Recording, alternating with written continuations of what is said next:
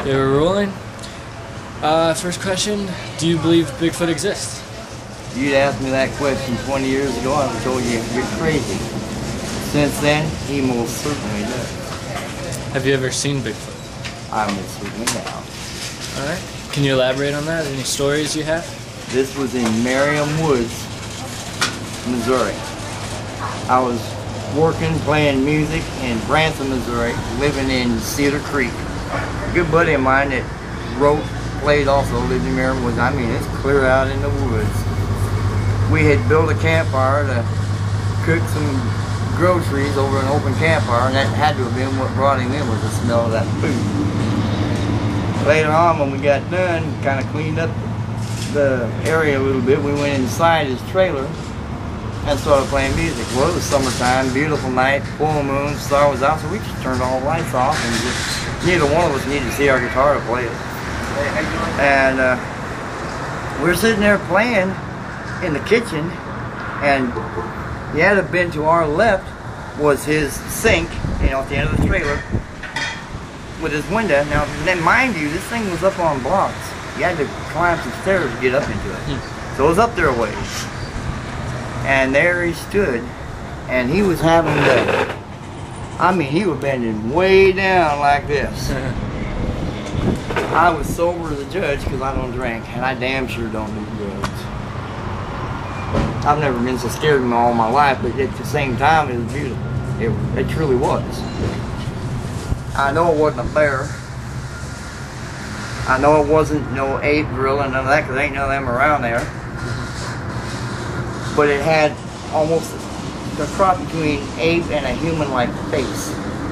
And just red, long, scraggly fur, hair, whatever you want to call it, all over his body, except for his face. It was clean.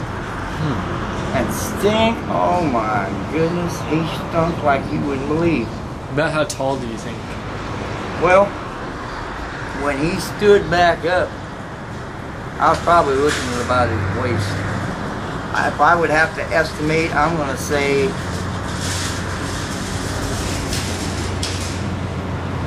without exaggerating, I'm going to have to say at least 9-10 foot tall, at the very least. Yeah. At least. I mean, his arms, I'm not very big anyway, but his arms were bigger around than my entire body. Melvin, the guy that I was out there with, his name's Melvin Lafferty, hell of a songwriter. He'd seen him before, plus he'd heard stories in that area. Years and years and years back, there was a man and his son that's out there in them same woods hunting. And they come across him. Well, I don't know if it was because he had a boy with him or whatever, but the guy panicked and with a shotgun from about as far away as what you are to me, shot that thing dead off in the chest, didn't even phase it. That thing took that shotgun away from him and just leveled his head off at the shoulders. He was dead before he hit the ground. It affected his boy so badly that as far as I know, he's still in an asylum. But he let the boy live because the boy didn't try and hunt him. It was the father. Well, if you were to give us any tips on our adventure, how to find him or anything, what would you...